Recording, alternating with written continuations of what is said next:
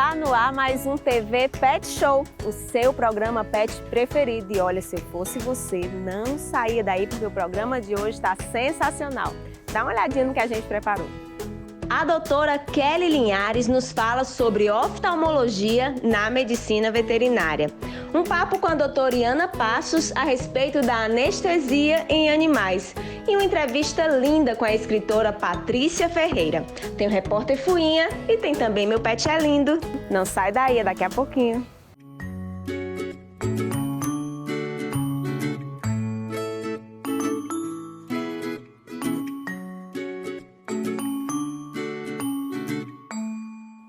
Gente, eu estou aqui com a doutora Kelly Linhares, médica veterinária que atua na área da oncologia e oftalmologia. Tudo bem, doutora? Tudo bom, Catuxa? Doutora, é um prazer estar aqui de volta. A doutora já fez várias matérias com a gente.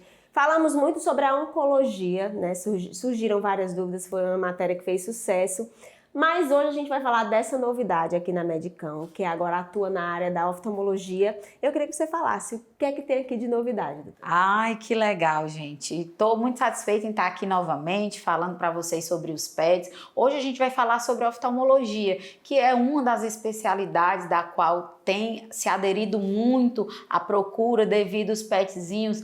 Alguns já nasceram com algumas predisposições a alguns problemas oftálmicos, né? Então aqui na Medicam agora a gente tem um atendimento oftalmológico, a gente tem cirurgias oftálmicas, microcirurgias e em breve a gente vai começar a fazer as cirurgias de catarata também. Agora para o começo do ano a gente está reunindo material, os profissionais para vir dar o curso, não só para mim como para outras oftalmologistas daqui que também faz parceria comigo para que a gente possa trazer a cirurgia de catarata para os pacientes aqui em Fortaleza também.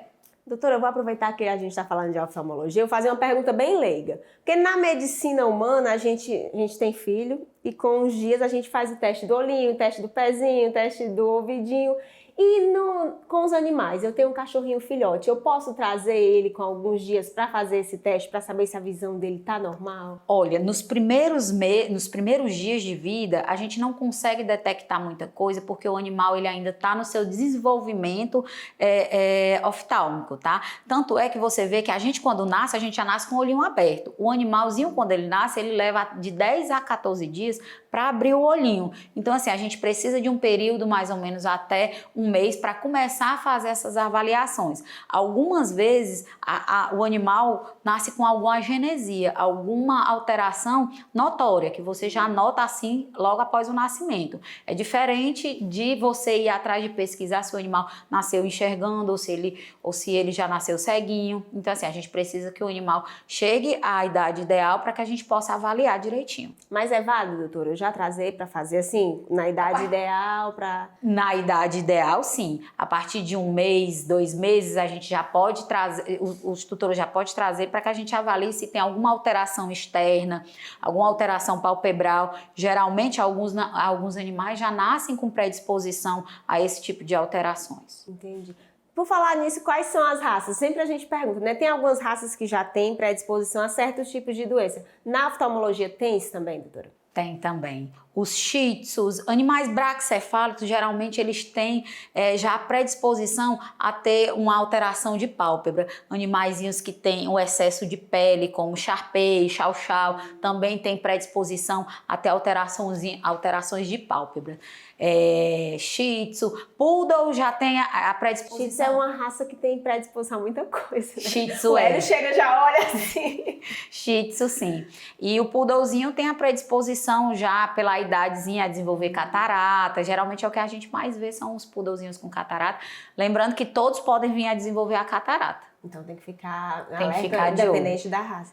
Doutora, e doenças, assim, uma curiosidade, quais são as principais doenças que podem ser acometidas? Olha, como hoje tem muito Shih Tzu, muito Bulldog francês, muito Bulldog inglês, que eles têm o focinho mais achatadinho, acaba que eles acabam tendo a órbita um pouquinho mais rasa. Então, os olhinhos são um pouquinho mais prolapsados, um pouquinho mais para fora. Então, o que é que acontece? Geralmente, a maioria desses animais apresentam bastante úlceras, né? Que é aquela feridinha na córnea, aquele machucadozinho na córnea. Então, é o que praticamente a gente está pegando toda semana, geralmente são as úlceras de córnea. Eu vou aproveitar que você falou de gatos e perguntar, os gatos também chegam a apresentar doenças oftalmológicas ou é mais voltado para os cachorros mesmo? Independente da raça, da espécie, todos os animais que têm olhinho podem vir a desenvolver alguns problemas oftálmicos. Os gatinhos geralmente, principalmente aqueles que são acometidos da rinotraqueite, eles podem vir a desenvolver alguns problemas oftálmicos. Eles têm uma produção de secreção muito grande, processo inflamatório, e eles podem vir a desenvolver também algumas alterações oftálmicas. E também, do mesmo jeito que o trauma pode acometer o cachorro, ele pode acometer o gato. Então, se um gato brigando com o outro, pode arranhar a córnea também. Então, tem que ter muito cuidado com essas brincadeiras, tem, né? Que a gente acha que é inofensiva. Isso, tem que ter cuidado. Doutora, e os exames que tem aqui? Fala um pouco pra gente quais são os exames que tem aqui. Olha, hoje, assim que a gente atende um paciente, a gente faz toda a avaliação oftálmica. Faz a anamnese e os exames que estão inclusos na anamnese, a tonometria, que é a avaliação da pressão intraocular. A gente avalia a produção lacrimal com o teste de Schimmer, faz a avaliação se o animal tem uma úlcera ou não, para avaliar se tiver a profundidade com o teste de fluoresceína. A gente faz a avaliação de fundo de olho, utilizando a lente. Então, assim, a gente faz toda a avaliação, não só externa da região palpebral, região de bulbo, como também a avaliação de fundo de olho, tudo direitinho. Vale lembrar, doutora, que sempre que surgir alguma coisa tem que correr no médico veterinário e não sair medicando, principalmente no olho, né? Principalmente no olho, porque pode vir a acometer, a ter uma úlcera se não já tiver, piorar e muitas vezes pode vir a cegar o animalzinho. Agora, doutora, antes de encerrar nossa matéria, que o tempo está acabando, quando a gente chegou aqui, a gente viu um filhote lindo, todo mundo se apaixonou e descobrimos que você é a responsável pelo canil, né, dos poodle gigante, canil Show Dog. E eu queria que desse um spoiler, porque já vai fechar o compromisso aqui com a gente para vir fazer essa matéria. Sim, eu sou uma das veterinárias responsável pelo canil da Luciana Oliveira, Show Dogs, em São Paulo. Nós somos aqui em Fortaleza a extensão do canil dela e aqui a gente tem alguns bebês maravilhosos e lindos. Lindos demais, já estou apaixonada. Então já fecha aqui o compromisso, próxima matéria, Poodle Gigantes com a doutora Kelly Linhares. E fala suas redes sociais, doutora, para quem quiser acompanhar. Sim. É Kelly Linhares Pedrosa, Medicão Clínica 24 horas e pode acompanhar também o canil, que é Canil Show Dogs, que são dos Poodles Gigantes que a gente acompanha. Doutora, mais uma vez, muito obrigada. É um prazer para a gente estar aqui, porque a doutora Kelly, além de ser uma excelente profissional, ela tem um coração gigante. Faz um trabalho maravilhoso que a gente é fã. Mais uma vez, muitíssimo obrigada. Inclusive, é bom a gente até falar dos nossos salvadores de vida na próxima... Fechado, que eu achei lindo. Obrigada, viu, doutora? Eu que agradeço, gente.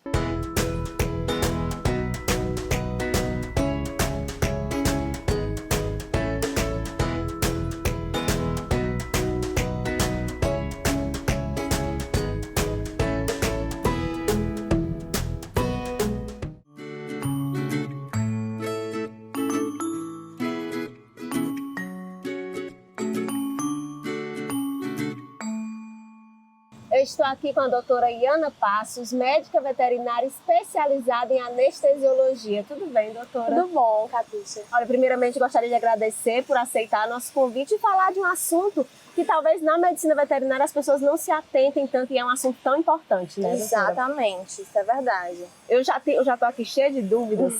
Por quê? Quando se fala em medicina humana, a gente vai fazer uma cirurgia, as pessoas se preocupam logo, anestesia, o que é que eu vou fazer? E elas têm uma consulta prévia com o anestesista.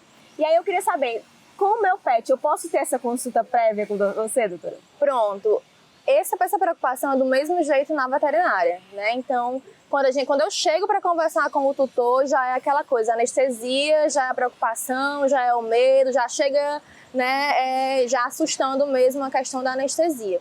E da mesma forma a gente pode sim, né, graças a Deus hoje em dia a gente vem evoluindo, na medicina veterinária vem evoluindo, né, com o tempo, e a gente tem sim esse serviço de oferecer a consulta pré-anestésica, inclusive é o ideal.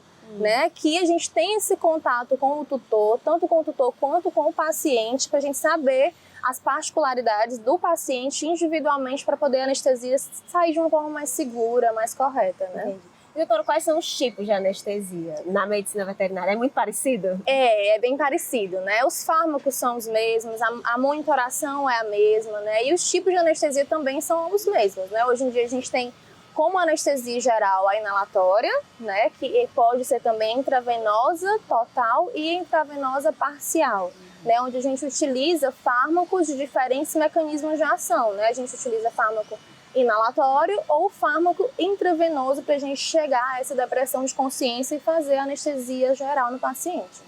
Doutora, dependendo da raça, na medicina veterinária existem doenças predispostas para cada raça.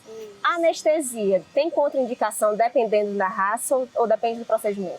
Contraindicação não. Na verdade, a contraindicação da anestesia vai depender do estado do animal, né? Do estado fisiológico do animal. O que acontece nas diferentes raças são alguns cuidados a mais que a gente deve ter dependendo, como por exemplo aqueles braquicefálicos, né? Os cães e gatos também de focinho mais curto.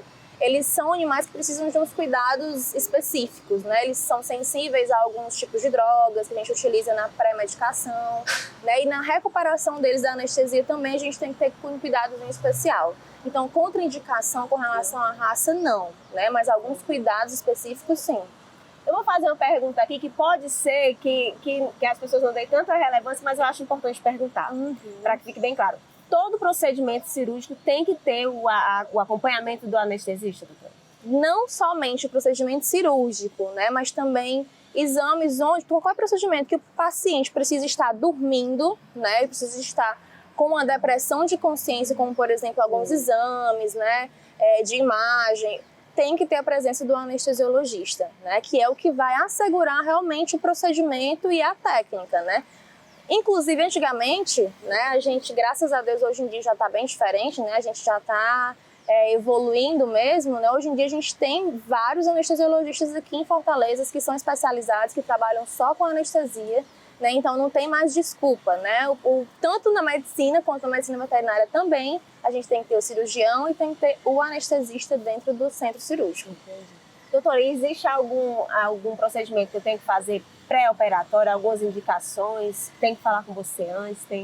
Pronto, se pudesse fazer a consulta pré-anestésica seria o ideal, né? É algo que realmente nós buscamos, né, passar para os tutores, para os clínicos, porque geralmente eles têm mais contato com o cirurgião ou o clínico, né? Mas a gente dá o nosso contato e a gente oferece também o serviço de consulta pré-anestésica.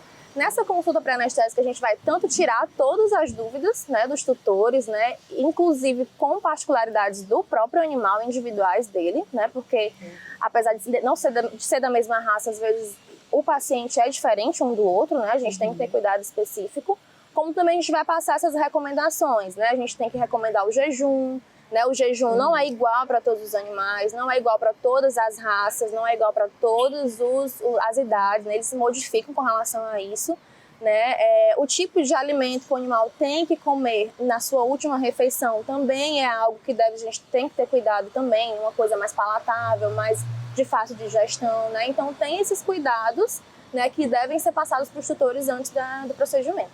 Entendi, doutora. Mais uma curiosidade, geralmente quando a gente fala de cirurgia, a gente sempre se preocupa com o idoso, né? Na própria cirurgia. Na anestesia também tem essa preocupação, tem um cuidado maior? Isso, na verdade a preocupação maior dos tutores com animais idosos é a anestesia, né? Porque a gente já fica pensando, poxa, vai utilizar um fármaco que vai deprimir consciência, consequentemente deprime parte cardíaca, respiratória, né? Então realmente é algo que a gente tem um cuidado a mais, né? O animal idoso é um animal que a gente tem que fazer uma consulta pré-anestésica mais acurada, né? E a gente deve levar em consideração todas as modificações que a idade traz, né? Que é o envelhecimento de alguns sistemas, né? São pacientes que muitas vezes já vêm com comorbidades, né? Hepatopatas, nefropatas, e a gente tem que ter cuidado porque o fármaco anestésico ele vai mexer com todos os sistemas, né? Então a gente tem que ter um pouquinho de cuidado, tem que ter um olhar mais acurado para esse paciente idoso. Hoje em dia a gente não deixa de anestesiar animal idoso de forma nenhuma. É só a gente ter esse cuidado antes, né, e utilizar a técnica correta para o paciente. Antes de encerrar, só uma curiosidade que me bateu agora. Antigamente, nos tempos bem antigos, existia procedimento sem anestesia, doutora? Os animais sofriam com a dor? Olha, existia, né? Infelizmente ainda, né, em alguns locais, vamos dizer assim, não éticos, né, ainda existe, né, tanto a falta da anestesia, né? A falta do anestesiologista nem se fala, né? Mas o uso errado de alguns fármacos. Né? Antigamente existia muito a utilização de umas técnicas que não são tão adequadas para procedimentos cirúrgicos, né? Que não tem uma adequada analgesia para o paciente. Né? E hoje em dia a gente já sabe que, independente da raça, independente da espécie, todos os animais sentem dor. Né? Todos os animais eles devem ser anestesiados e a gente deve ao máximo abolir, né? Que eles sintam algo, né? Ou que mais lá na frente eles tenham alguma repercussão desse procedimento. Doutora, olha, mais uma vez, muitíssimo obrigada. Doutora, lindíssima, simpática. Imagina. Antes de encerrar, fala só um recadinho para as pessoas sempre procurar um médico veterinário e nunca fazer nada por conta própria aqui pra gente. Isso, com certeza, né? A gente tem que se preocupar não somente com a anestesia, né? A gente está focando na anestesia, mas não automedicar o animal, né? Do mesmo jeito que a gente não pode se automedicar, a gente também não pode medicar o animal sem uma orientação prévia, né? Então, não somente da parte da anestesia, que a gente tem que colocar lá um pontinho que sempre que seu animal precisar, conversa com o clínico, né? Conversa com o cirurgião, pede para conversar com o anestesiologista, vai tirar todas as dúvidas e com certeza deixar o procedimento mais seguro e você mais seguro também, né? Pode deixar suas redes sociais, doutora, para quem quiser acompanhar? Pronto, eu tenho uma empresa, né, de anestesia, né, que não tem eu e uma outra pessoa que faz parte, que é a Ceavet, né? Então é @ceavet.ianapassos. Doutora, mais uma vez, muitíssimo obrigada. Eu que agradeço.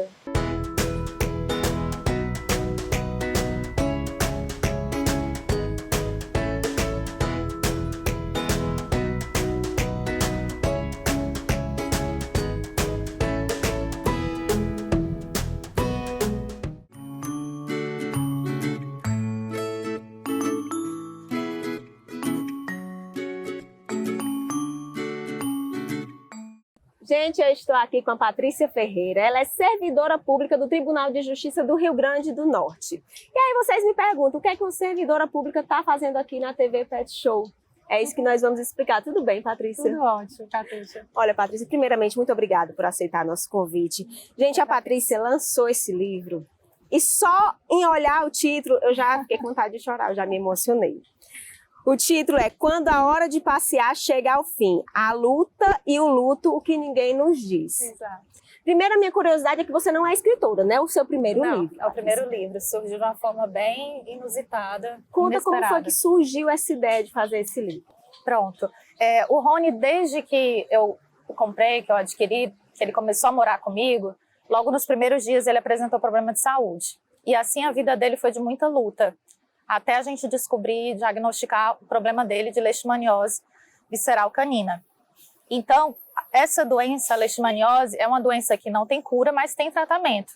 E nós fizemos todos os tratamentos possíveis para que ele tivesse qualidade de vida, né? Sendo que no final, a tendência é atacar os rins. E assim aconteceu.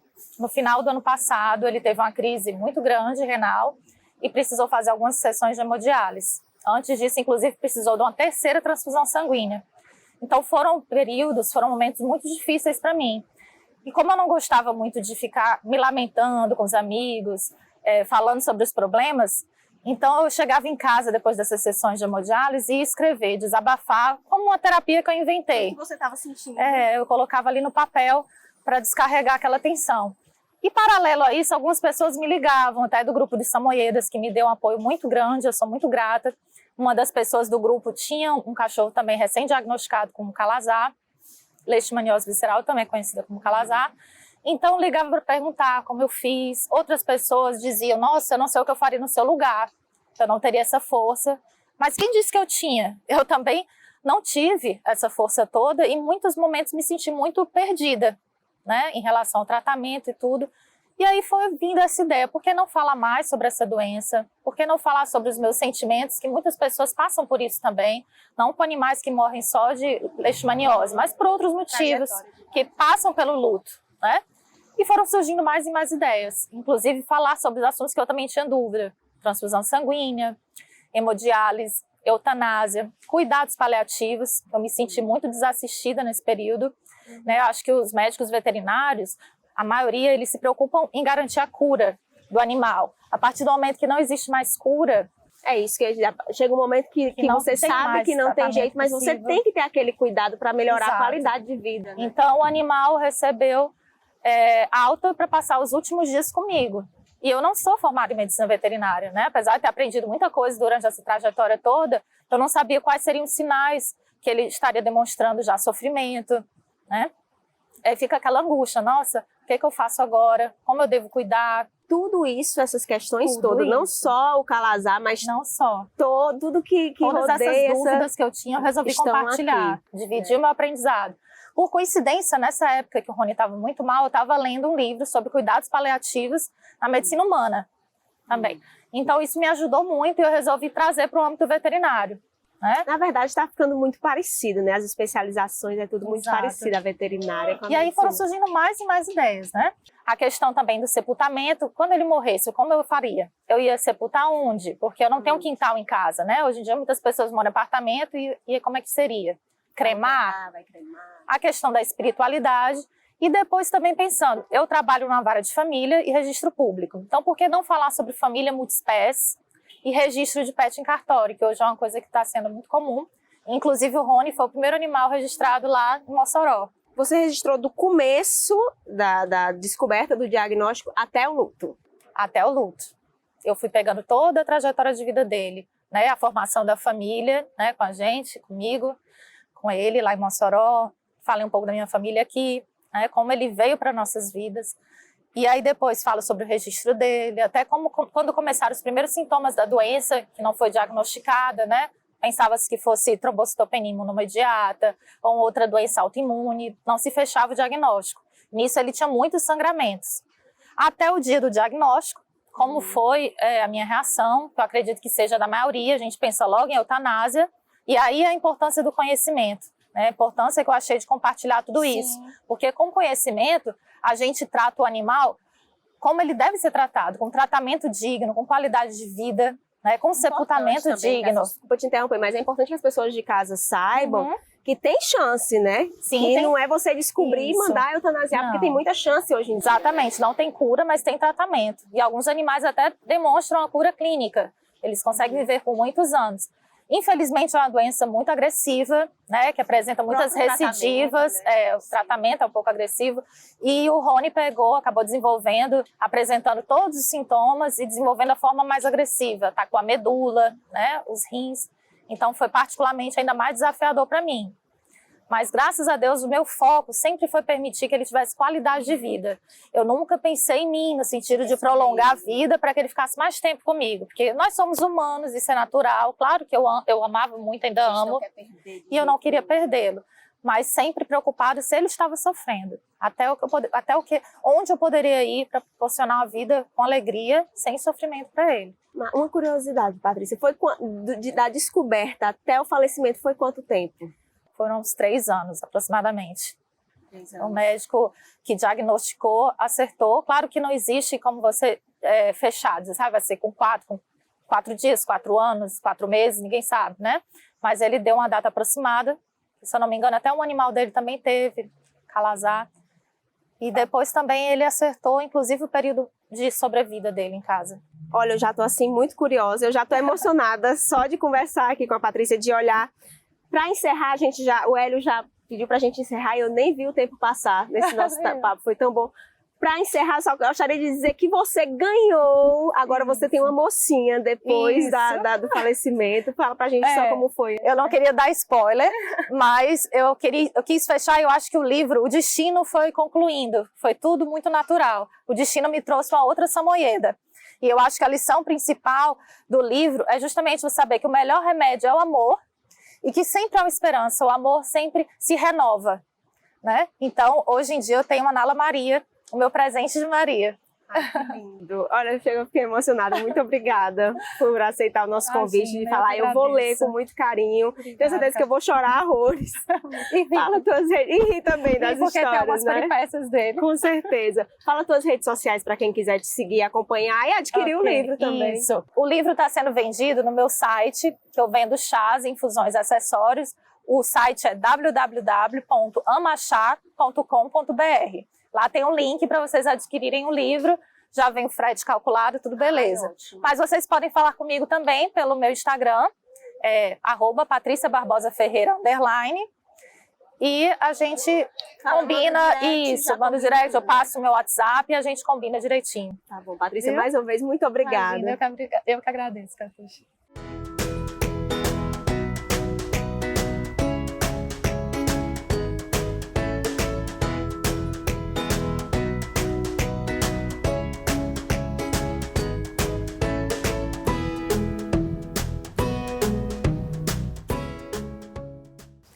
E agora ele, o repórter mais querido do Brasil. Com você, Fuinha.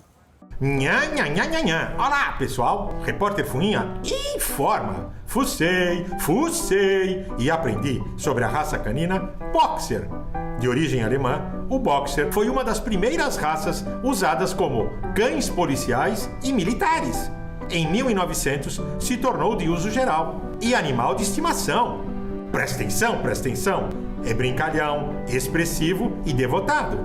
Um companheiro perfeito para uma família ativa e ótimo com crianças. Vivem entre 11 a 14 anos. Os machos podem chegar a 63 centímetros de altura e pesar até 36 quilos.